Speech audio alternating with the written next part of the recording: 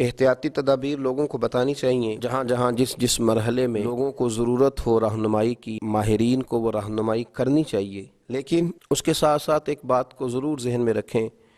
کہ لوگوں کو نا امید ہونے سے بچایا جائے۔ ایسی باتیں معاشرے میں نہ پھیلائی جائیں جو نا امیدی کا سبب بنے۔ لوگوں کو امید بھی دلائی جائے، ان کی توجہ رب رسول کی جانب بھی کی جائے، انہیں یہ بھی بتایا جائے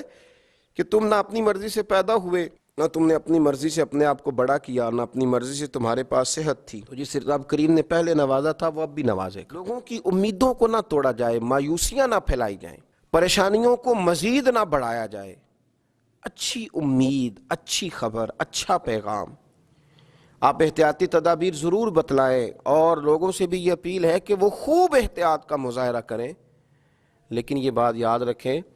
کہ کہیں مایوسی نہ پھیلائیں، کہیں خوف میں مبتلا نہ کریں، لوگوں کے اعصاب پر سواری نہ کریں،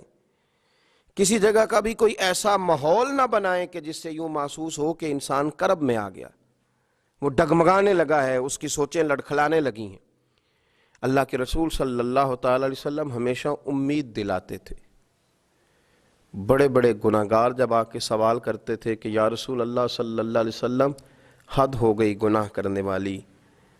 نافرمانی کے آخری درجے تک پہنچ گئے، حکم کیا ہے؟ تو حضور فرماتے تھے تم کلمہ پڑھو، تمہارا رب تمہیں معاف کر دے گا۔ تم کلمہ پڑھو، اللہ تم پہ رحم فرمائے گا، اللہ تمہارے لیے آسانیاں کرے گا۔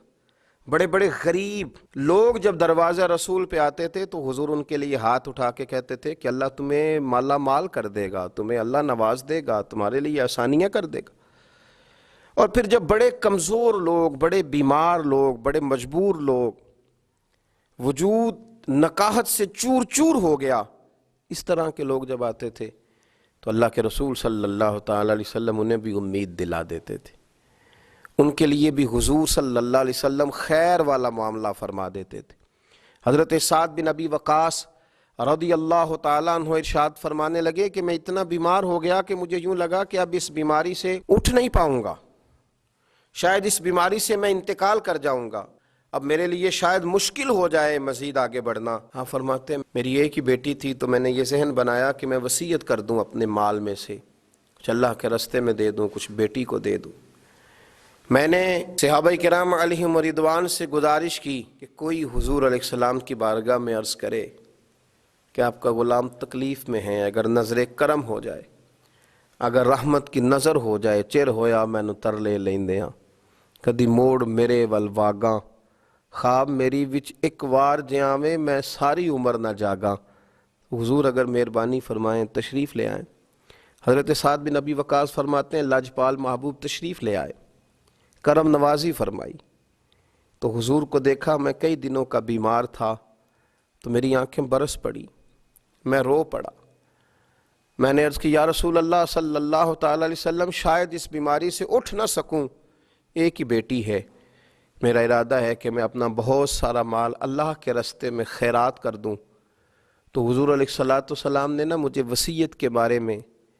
بہت ساری باتیں ارشاد فرمائیں، لیکن قربان جاؤں میں اٹھ کے کھڑا نہیں ہو پاتا تھا، میری ٹانگیں کانپتی تھیں۔ لیکن جب سرور کائنات علیہ السلام سے میں نے عرض کی حضور اب شاید بچ نہ سکوں گا، اس بیماری سے چلا جاؤں گا، حضور نے امید دلائی، اور نبی پاک صلی اللہ تعالی علیہ وسلم نے فرمایا سعد تمہیں کچھ بھی نہیں ہوگا، ابھی تو تمہاری وجہ سے اللہ اسلام کا نفع کرے گا، کفر کا نقصان کرے گا، ابھی تو بڑا کام کرنا ہے، اٹھ باندھ کمر کیوں ڈرتا ہے، پھر دیکھ خدا کیا کرتا ہے۔ فرمایا تم اپنے آپ کو مضبوط کرو قلبی طور پر۔ حضرت سعد بن ابی وقاص کہتے ہیں وہ حضور کی باتیں تھیں کہ میرے لیے قوت تھی، وہ ایک طاقت تھی، وہ ایک ایسی توانائی تھی جس نے میرے وجود میں حرارت پیدا کر دی۔ فرماتے ہیں کہ وہ بہت ساری دوائیاں جو کام نہ کر سکیں، وہ کریم محبوب کے چند جملے کر گئے۔ حضرت سعد بن ابی وقاص کہتے ہیں حضور تو تشریف لے گئے، میں کئی دنوں سے اٹھ نہیں پا رہا تھا، لیکن تھوڑی دیر کے بعد ہی ظہر کی اذان ہوئی تو میں نے اٹھ کے کھڑے ہو کے نماز ادا کی۔ تو یاد رکھیں کہ مایوسی نہیں پھیلائیں، احتیاطی تدبیر بتائیں، لوگوں کو آگاہی ہونی چاہیے، ماہرین اطباء ڈاکٹرز کے مشورے پر صحیح طور پر پابندی کے ساتھ سختی کے ساتھ عمل ہونا چاہیے، پر توجہ تو اللہ کی جانب رکھنی ہے نا،